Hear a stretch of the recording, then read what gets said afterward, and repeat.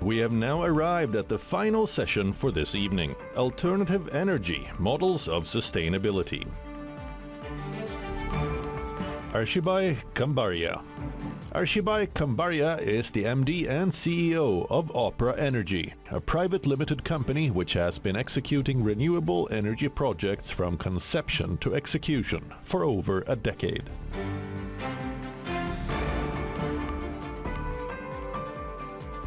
Kishore Nair, CEO of Avada Energy.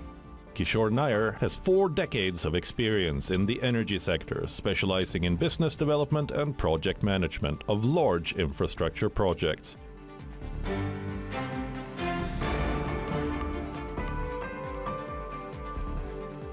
Nathan Davis. Nathan Davis is the Trade and Investment Commissioner with Austrade based in New Delhi.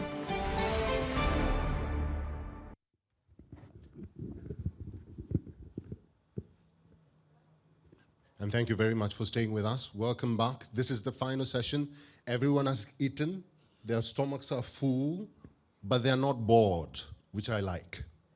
This session explores how India's energy transition can accelerate through technology, financing, global partnerships, and policy support, especially in solar, wind, green hydrogen, and emerging sustainable industries. Once again, our panel. Welcome them. This time, I'm going to do it differently. Quick fire fast. We set the tone. We get to hear how all of them sound, and then we engage further. This question goes to all of you. Is India focusing too much on utility-scale solar and ignoring rooftop and distributed renewable energy? We'll start with Mr. Kishore. Thank you, Eric. I don't agree with that statement. Of course, the utility scale is in focus, but there is a lot of pressure is on for promoting the distributed sector, primarily because there is too much of load on the distribution companies for taking the power to the load centers. That's why there's a new scheme which has been launched by the Prime Minister for the rooftop, that is Surya Ghar Yojana, which is 10 million of rooftops to be set up. And we are also having a policy for solarization of the agricultural feeders. That's basically taking the agricultural loads into the solar. So a lot of action is being taken to convert, to take the loads to the load centers now. So its distribution is getting a real focus now. All right, distribution is getting real focus now. Storage or hydrogen, which will matter more to India's energy future in the next decade? Mr. Kambaria. Yeah, thanks, Eric. So solar and hydrogen, I think both are a key component of future of India's energy segments. Right now, the storage is a major key role playing in the energy segment, but hydrogen scale and the consumption of the hydrogen are right now is very high. So hydrogen going to future major key component of the energy segment. Mr. Nathan, is renewable energy truly cheaper once you include grid upgrades or storage or even land costs? Thanks, Eric. I think it's one, hard to quantify because I think some of those settings are also appropriate for other types of energy storage. But I think the other way to look at it, or what we focus on, is some of the other economic and social costs that aren't attributable to, simple economic and financial models for the decision between renewables and non-renewables. So certainly when you factor in those other economic costs in terms of impact to the environment, impact to health, impact to social equities, then I think those are the more appropriate conversations for renewable energy particularly. Let's expand this conversation and let's go deeper into understanding what renewable energies are, how they can help the society, because some people say when you talk about renewable energy or alternative energies, it gets a little bit boring because You talk about the same issue over and over. There's solar. We've heard about solar for decades. We've heard about wind energy for decades, but nothing conclusive is happening around the world. So let's talk about that. How can we change the world? How can we change how we govern and how we utilize energy? This question goes to Mr. Kishore. India is targeting 500 gigawatts of re-energized energy capacity by 2030. From Avada's vantage point, what are the top 3 constraints slowing projection or project execution, which is land availability, grid, finance, or policies?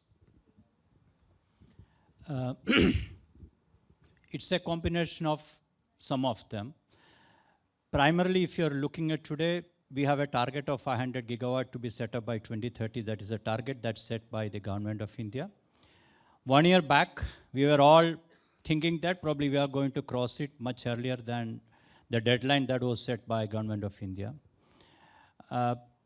Last few months, probably last 10 to 12 months, we are really stuck. Or rather, before that, there was a push by the government of India that every year they wanted to have a bidding target of 50 gigawatt to be coming up every year so that they can achieve the target of 2030.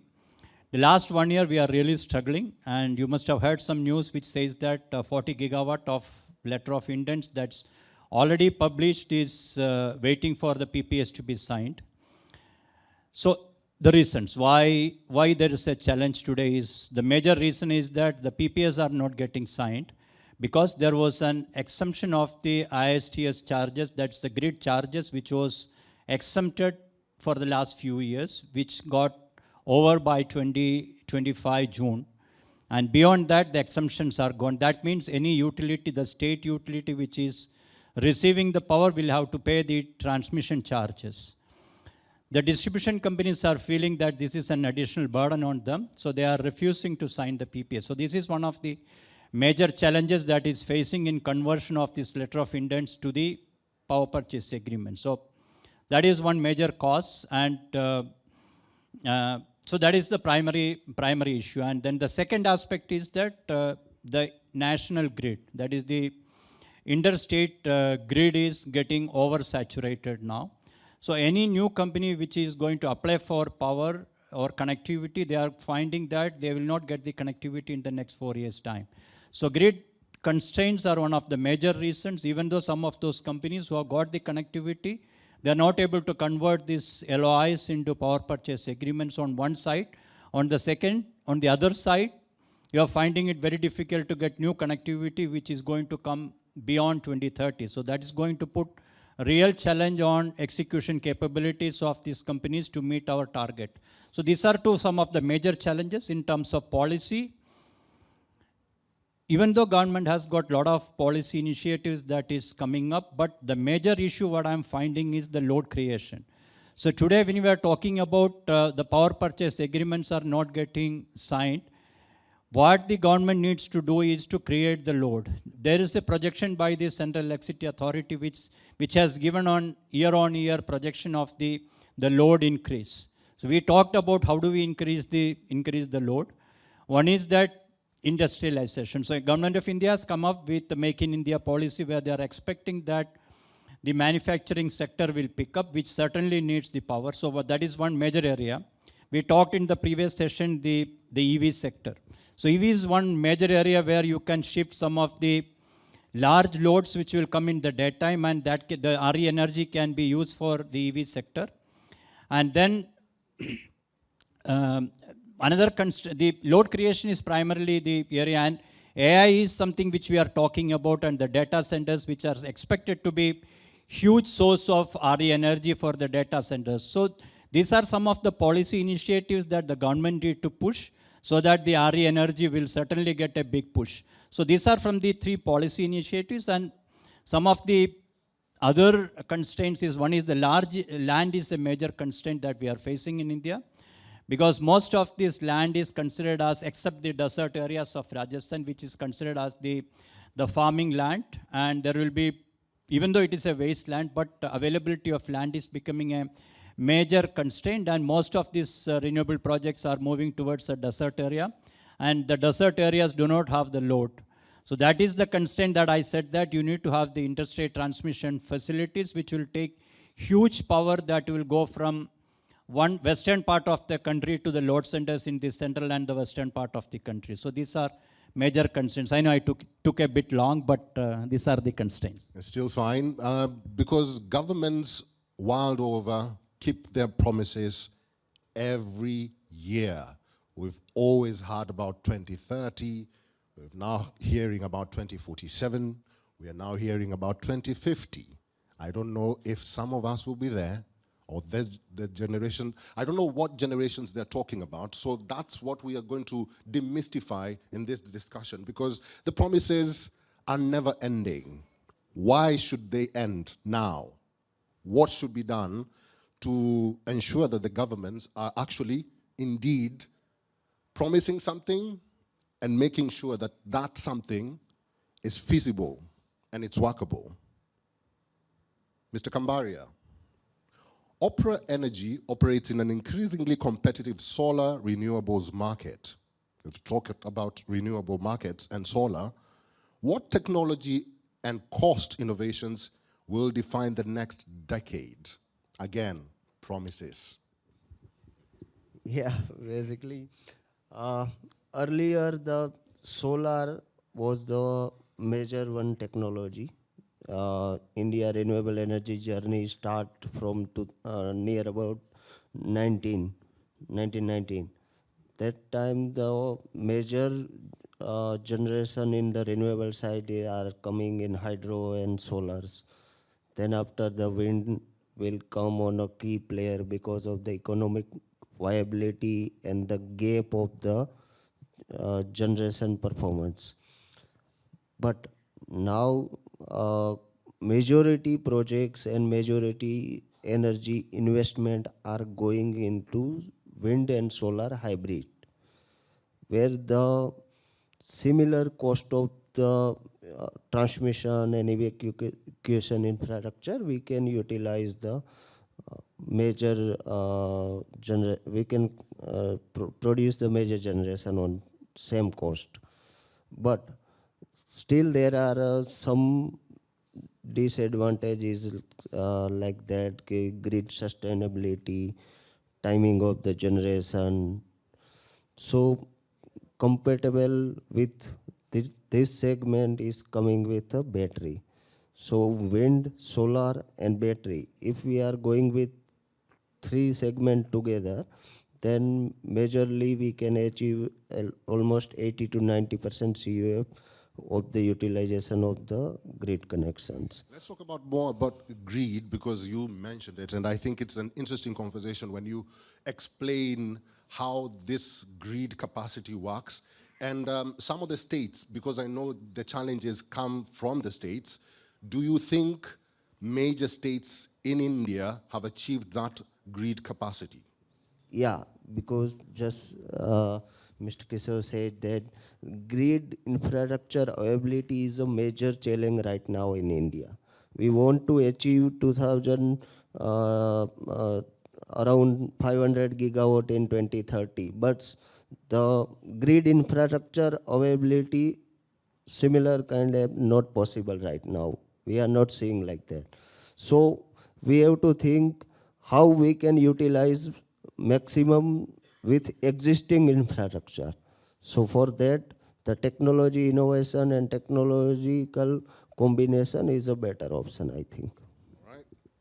Mr. Nathan, Australia and India are deepening cooperation in critical minerals, green hydrogen, and clean technology. What specific collaboration avenues are underutilized that could be unlocked immediately between the two countries? Yeah, so this is something that I guess I think about a lot when I look to support Australian businesses to come into India, and certainly encourage India to come into Australia. A couple of observations that I've made across my time in India that I think have real potential. The first is in the R&D commercialization and then scale up here and manufacture here in India.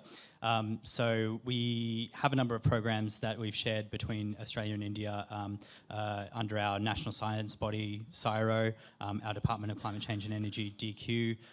They have a number of collaboration projects, which I'll speak to in a bit more detail later, but they have the potential to identify areas of shared challenge between India and Australia to research, and then something that we observe very closely is the ability for India to then manufacture and scale and commercialize those types of technologies. So the ability for India and Australia to immediately do this, because there is that there are already those avenues, and being able to commercialize in a number of areas across solar, hydrogen, batteries, is something that I'm really observing quite closely. But the other area is in the critical minerals space. So Australia and India share a critical minerals partnership in research and also in investment. And both avenues are looking to develop areas, again, of that shared challenge and that shared priority, such as processing technology, but then being able to identify the suitable investment avenues for those offtake arrangements from Australia to support India's green energy supply chain. Time for another round of quick fire, because I don't want us to doze off and just keep on talking or monologue. We are not doing that. So this time round, quick answers. And I want you to debate amongst yourself in between the question. My question to the three of you: what's one environmental policy or initiative from recent years by this government in India that you think had a genuinely positive impact on India's sustainability journey? Who wants to go first? I can Okay, take mister. it. You want us to discuss, or you want me to answer that? Answer. Discuss. Okay. The primary policy initiative that comes is on the enforcement of the obligations by the utilities. So that is something which is really driving the use of RE in the industrial sector. Do you agree? Yeah, similar kind with hydrogen also coming in future. So government are maybe issue very soon that notification that at least 10% green hydrogen must be used with industries. Yeah, I think, I mean, there's a couple of policies that we observe are, really quite good for national ambition and setting that national ambition. One that Australia is tracking quite closely is the rooftop solar pledge, because Australia is a massive uptake user of rooftop solar, so we have a lot to offer there. So I think that sort of ambition of 10 million rooftop solar panels by 2027, I think that that's a fantastic initiative, frankly, and I think that it's something that we're keen to collaborate on. Just I want to add on to that. The flip side is that even though there is a policy on the obligation for the utilities, the enforcement is more critical. So the initiative today is that we are also putting the pressure on the government to enforce the obligations for the utilities for consuming the required percentage of energy, clean energy in their part. Correct, I agree for that. And even the private sector also going to the mandatorized for the green energy. I like my students because they understand the assignment, which is a debate, and I want them to continue this debate.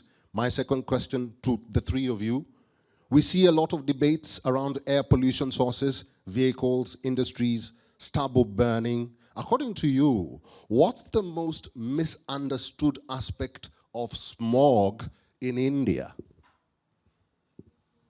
Who wants to go first? Can you please repeat? What is the? I'll read the whole question. We see a lot of debates around air pollution sources, which include vehicles, industries, stubble burning. According to you, what's the most misunderstood aspect of smog in India?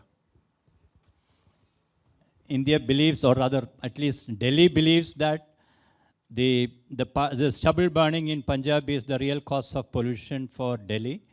But what I believe is the industrial pollution and the transportation sector. These are the major pollutants for the smog that is happening in the NCR region. Yeah, so industrial and transportation, that can have very option of the green segment. So government has to do some more initiative to minimize the carbon on this two sector. What initiatives would you propose to the government? Because it has been doing some measures, but those measures are clearly not working.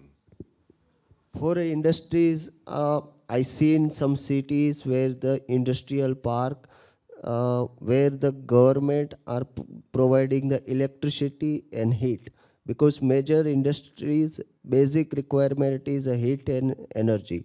That both are provided by the government, so no one have to install its own boiler, and then no need to burn the carbon. From an outside perspective, from an outside perspective, because I've gotten this question a lot of times. How are you surviving the air in India? I am surviving, I'm still here. So yes, I am surviving. But how are you surviving? And how are you, what's the story that you're telling others about the smog in India and the pollution in India? So a couple of things. I mean, yes, I'm also surviving, and certainly, you know, it's an element across Delhi that that I know that many are challenged with on a cyclical basis. And so I think there's a few things within that. One, it's a message that I continually mention to those who ask from outside, that this is it's a point in time thing across the year. So it's not there all of the time. That's something that is misunderstood from the outside. That it is it peaks and troughs across the year. And I think back to the original point about what are some of the misunderstood aspects, or what could we look at. There's certainly a number of global cities that have faced very similar challenges, and this is within the power of industry within government to support the pathway out of smog-filled territories. Mr. Kishore, Maybe I can add on a couple of points. I came to Delhi more than 40 years back, as you have explained here. So about 35 years back, I was riding my motorcycle to the office. And by the time I reached, it was about 15 kilometers ride for me. And by the time I reach office, my eyes will be burning. These white shirts will have black spots of dust and carbon particles on these shirts. The previous government took a firm decision, or a firm, bold decision, that they are going to convert all the public transport vehicles to CNG. There was a lot of hue and cry against those CNG. Buses or taxis, they were all converted to CNG, but government, there was problem in facilitating the CNG for those vehicles. We had suffered for maybe a few months, but after that, we have really started breathing clean air in Delhi. So that is something that we really need today, that if you can convert all the vehicles into electric vehicles, we had the long discussions in the previous session, that is something which you can suggest, that how do we convert the Delhi air to the clean air? That is one suggestion. The second is you can see a lot of traffic jams on the roads of Delhi, partly provided by the police, who put some checkposts and nobody is there to man them. And we have got a lot of irregular traffic that's going on the roads, which is making the traffic movement very slow. Something that maybe our transport ministry is going to come, so you can make a suggestion, how do we make the traffic flow smooth? Because idling of vehicle is something that is going to cause the pollution, or the carbon monoxide is pushed out by the idling vehicles and the slow moving vehicles. So that is something which we need to really try. How do we make the traffic smooth so that we have got, even the emissions are slightly better than what it is polluting with carbon monoxide emissions. I'm glad you're still with us, because we're talking about sustainability and how to move forward as a world, not just as India or the country that you come from, but the world. How do we move forward? What are the alternatives that we can use? Is it solar? Is it wind? Is it biofuels? What? And I'll come to my audience, because I don't want them to get bored as well. I want them to ask one or two questions to my panel. But before they do that, and before they ask their critical questions to my panel, biofuels sound promising, but how will they impact the life of regular vehicle owners and also benefit the environment? Mr. Kambaria. For environmental, it's very nice compared to the petrol and diesels. But for the human and public, the biofuel still is not a fully mature in India, as per me. So people are more using, and companies are doing some R&D and make it economically viable, then it will be a good option right now. Is biofuels some of the discussions in Australia and in the Western world as compared to the evolving world? Yeah, in Australia, biofuels are also part of the energy mix. I think, you know, it would be foolhardy to consider otherwise. I think multiple nations, both West and developing, would need an array of sources to support its renewable energy future. So biofuels absolutely is part of the conversation in that mix, and there's a number of promising Australian companies that are looking to do some really enterprising things in that space, for sure. Mr. Kishore, you're very passionate about biofuels. Maybe you can explain to our viewers and our audience how important this aspect is. Biofuel is certainly going to be the future sustainable fuel that's going to be used in the vehicles, whether it is surface transport or the aviation fuel. We are also getting into providing the biofuels in terms of sustainable aviation fuel for the aviation sector, and also biomethanol or e-methanol for the surface transport sector. Indian Oil and some of the oil companies have already started mixing the methanol with the petrol. So that is successful now. So this is an area that certainly needs attention, and it's going to pick up. One area that we are still finding it a constraint is availability of the feedstock for the biofuel. There is no guarantee of a sustainable supply of the biofuel. That is something which still need to be looked, the feedstock that still need to be looked at. How do you make sure that the feedstock is available readily for the biofuel? So, but certainly it is going to be the future and alternative sources of fuels. I think I'll ask my audience now. If they have any critical question that they want to ask my panel, you're welcome to do so. I'll only take 2 questions. Sir.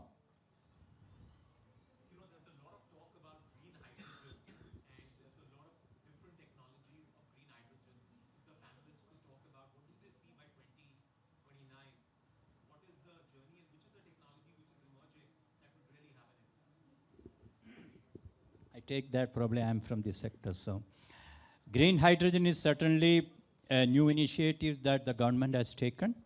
Government came up with a green hydrogen mission about 2 years back, similar to the National Solar Mission, which was launched about 15 years back.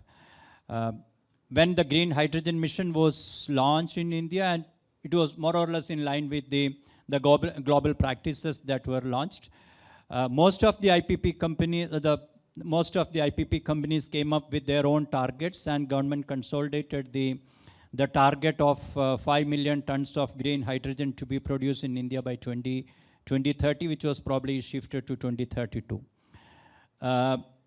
It requires, because there are 3 types of green hydrogen. One is gray hydrogen, which comes from the fossil fuel, which is polluting, considered as polluting, which comes from the fossil fuel. Second part is the blue hydrogen, which is basically, it is some sort of carbon is mixed with that. That's called the blue hydrogen. The carbon sequestration, it is taken from the carbon sequestration.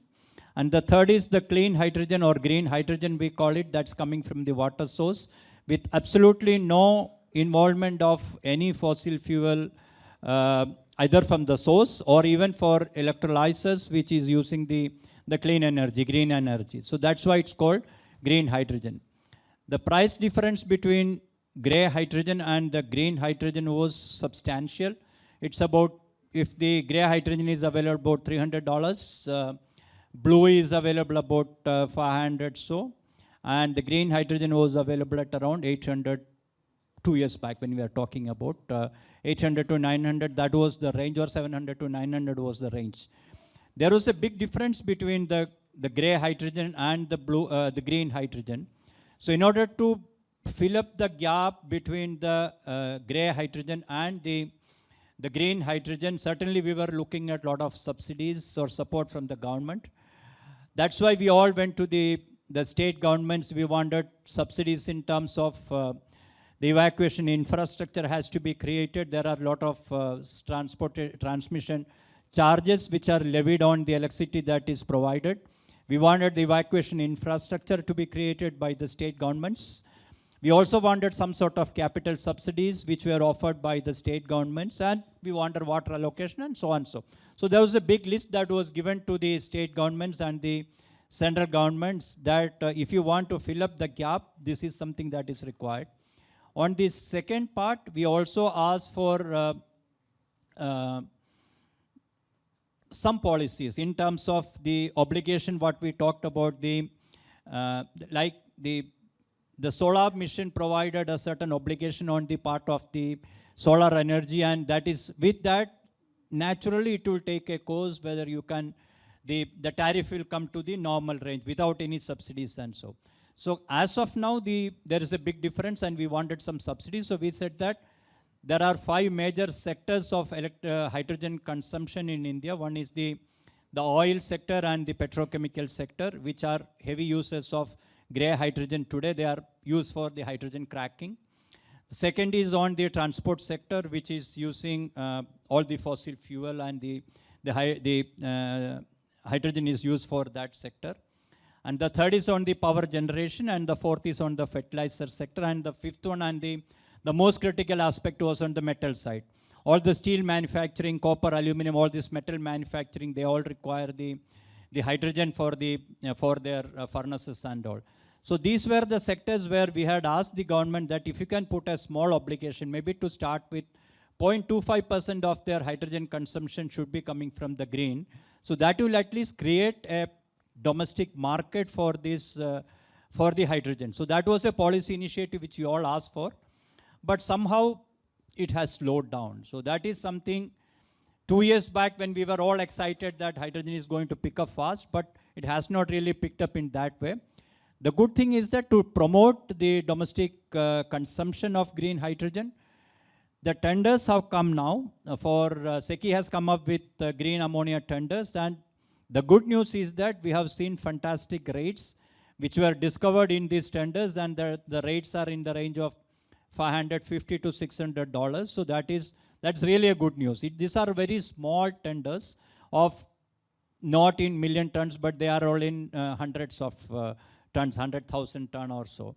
But if they come up with large tenders, that will certainly give some economy of scale, and that is certainly going to make this the price parity between the grey hydrogen and the green hydrogen is going to be more closer, and that is certainly going to create a lot of opportunities for the green hydrogen.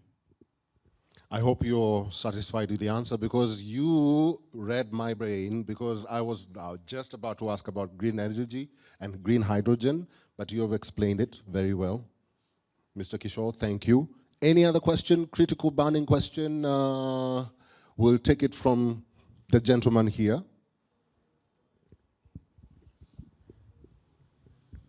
This is a question to all dignitaries. Good evening all.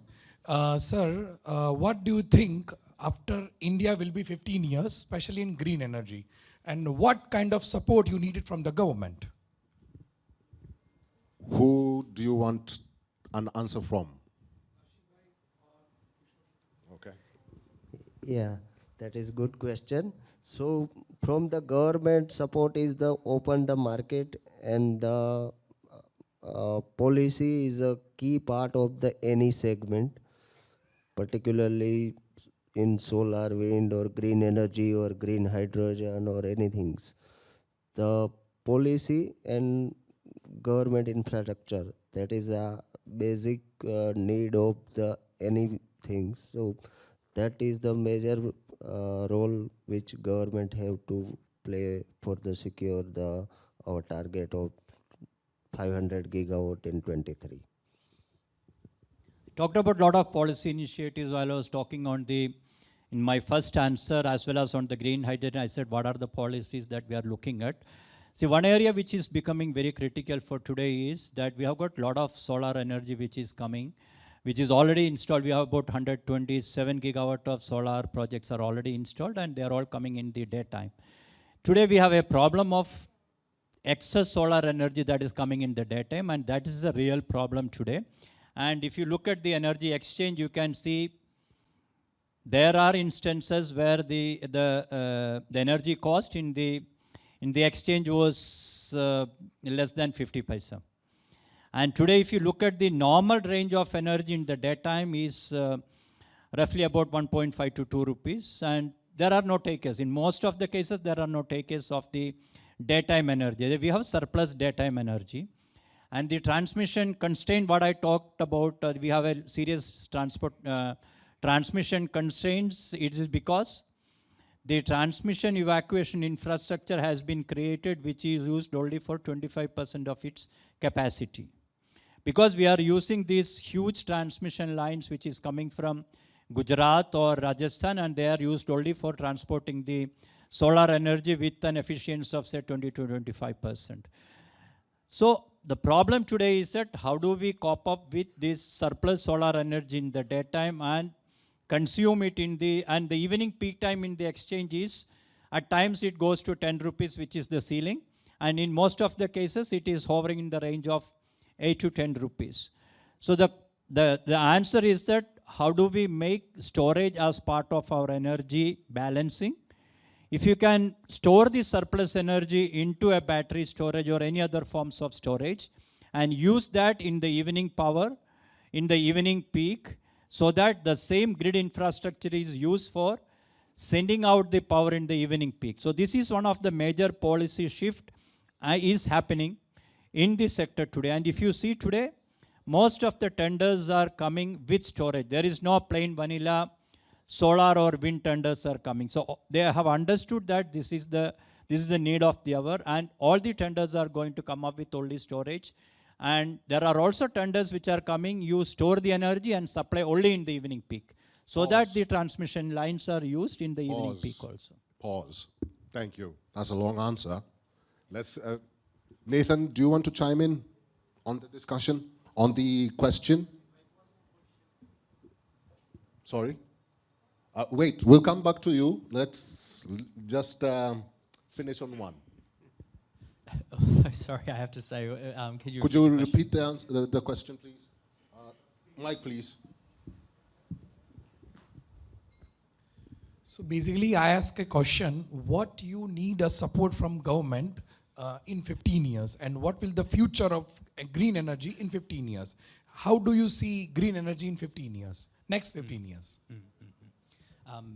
Yeah, so I guess off the back of the excellent answers already given, I think I'd just make a couple of observations, I guess, as from the outside looking in India's energy mix. And so certainly the ambitions are there, the goals that I already discussed about at a very high level for the renewable energy targets from rooftop solar, from National Hydrogen Mission. But then the next layer down about operationalization and being able to work with private sector, as these gentlemen have just mentioned, to really create the economies of scale required to be able to create the type of infrastructure necessary, particularly when we talked about grid management, when we talk about batteries. It's sitting in behind. The renewable energy generation is absolutely there, but without, the ambition is there, but not without the necessary requirements for transmission lines, grid management technologies, and battery to certainly reduce the economies of scale required.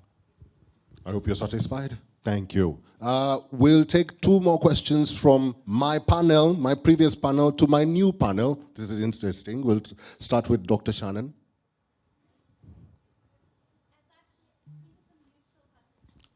Wait, 1 minute.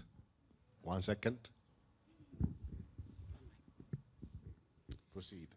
How do you deal with land and the land requirements for these renewable energies? Because I know that, for example, solar, you mentioned the agricultural use, that you can actually double it down and grow it, but other things, for example, biofuels, they require actually things that we might otherwise use to grow food. So how do we deal with these kind of trade-offs of the land limitation for some of these energies? Brief responses, please.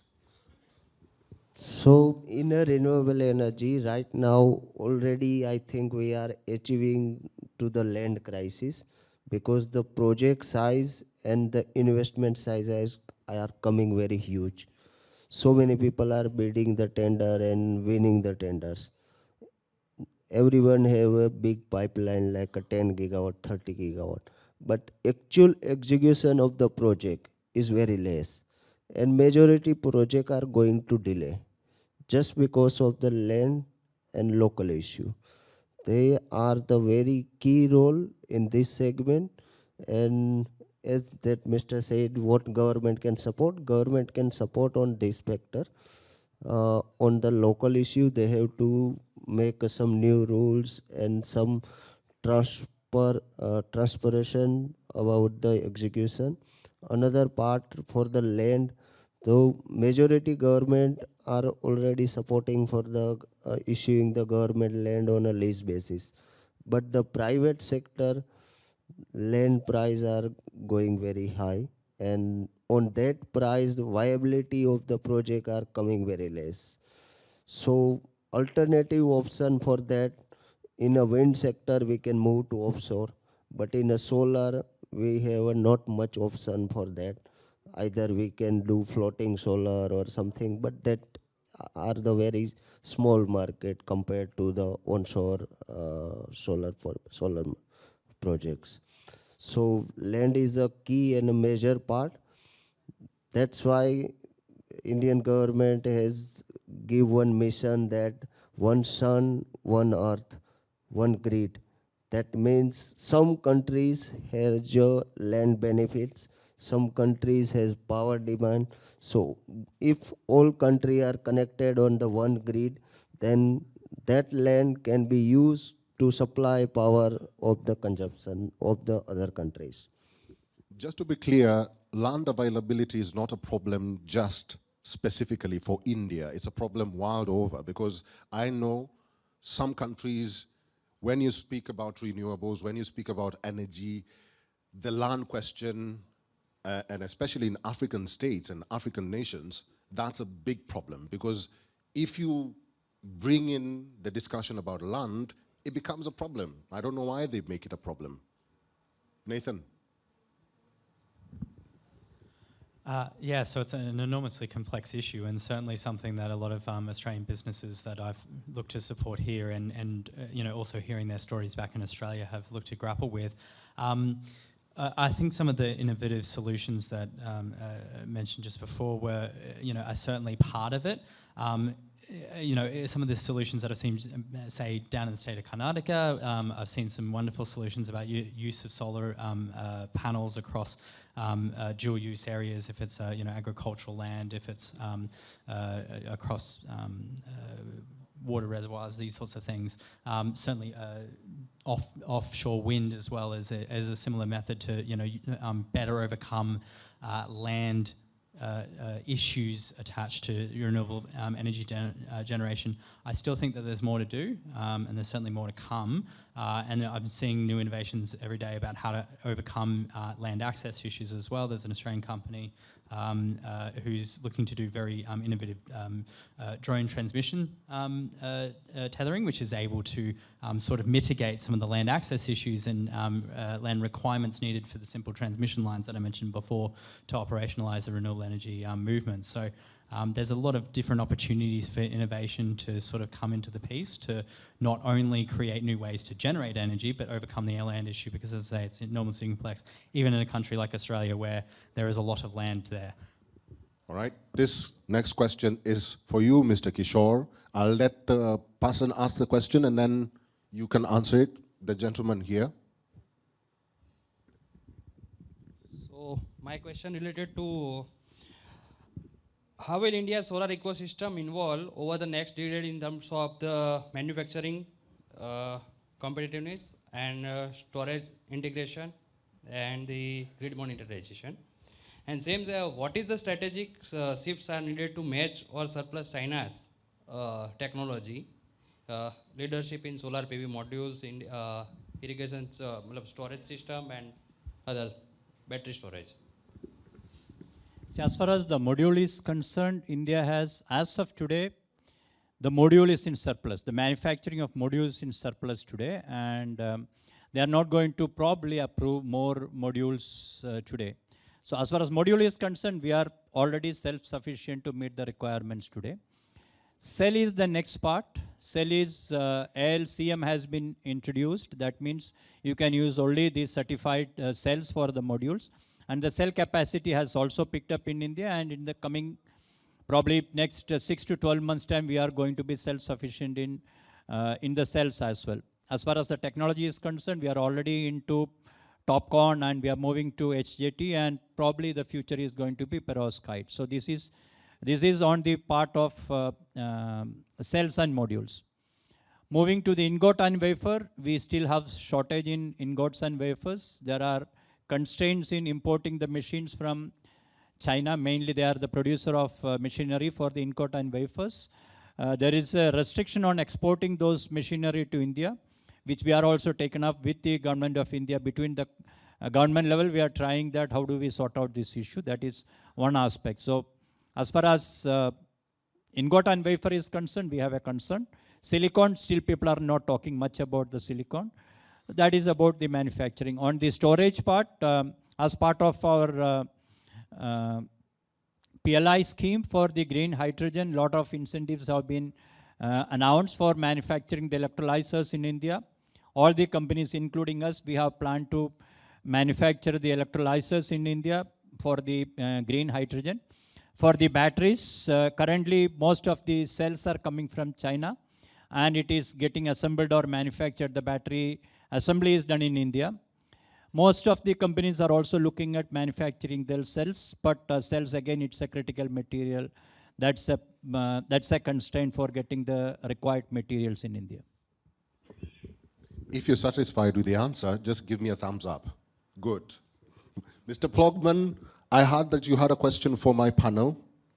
What is your question? I mean, it was the same question that the Dr. Olson asked, but just to be a little more clear, the term that I was looking at was the food versus the fuel conflict, because biofuel, I mean, one of the sources is the waste and the stubble, right? But unfortunately, as we push towards biofuel, a lot of the biofuel will also come from crops, to push towards crops. And that will lead to a lot more land than what biofuel was initially imagined and reimagined for. So that was what my primary question was, the food versus fuel conflict, and that might just increase as we push towards biofuel.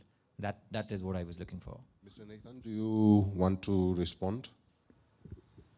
Yeah, no, it's absolutely an interesting challenge, and one, I guess, a lot of sort of agriculture-dominated countries like Australia and India will look to share. So I think there's a tremendous opportunity there, which is my positive spin on that. I think the solution is, well, not to be too prescriptive, but I think it's mixed modal. I think that there are opportunities in the biofuel space to be able to, you know, if you're looking at increased efficiency in the generation of biofuel, that's one potential area. But I guess the actual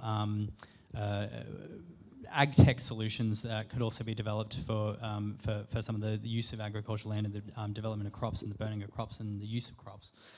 Is another thing that I guess Australia is also grappling with, and we've got a couple of solutions that we're working with Indian farmers on, but I don't think that there's a one-size-fits-all solution, and I certainly think that it's another challenging space.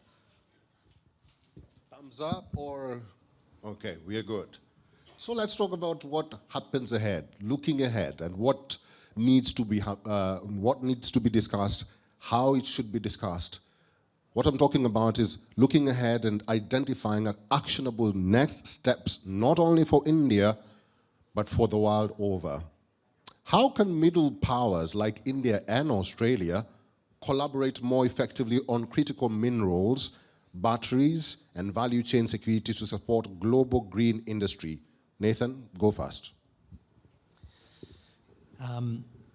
Yeah, so there's a few different ways that we've been looking to identify, I guess, going to the heart of it, right? And so that's both approaching it from a perspective that not just having banal platitudes decided between governments, but also then how do we operationalize that through the industry lens. And there's a couple of things that I point to. So I referenced earlier that our national science body, CSIRO, has developed a tech commercialization challenge. In fact, they were just here last week, which utilizes, I guess, the best and brightest from some of our leading institutions who have spoken directly with Indian institutions to understand areas of, say, solar PV, batteries and hydrogen, and what are the types of solutions that we could develop there. So I think one of the ways that we've been able to successfully identify that is speaking directly from what can the innovation tell us to I guess provide solutions or opportunities for further collaboration directly to the challenge. Not just understanding at scale, it's a renewable energy piece, but understanding what is the innovation that can be scaled underneath that. Mr. Nathan, thank you very much. Unfortunately, Mr. Kambaria and Mr. Kishore, I'll have to end it here because our time is up and my time is up because the minister is here. India's energy transition is not a dream. It is happening right now on our land, through our companies and with our people. The models we build today will define the world's clean energy future tomorrow. Thank you very much for being part of this discussion, and thank you to the panel. Ladies and gentlemen,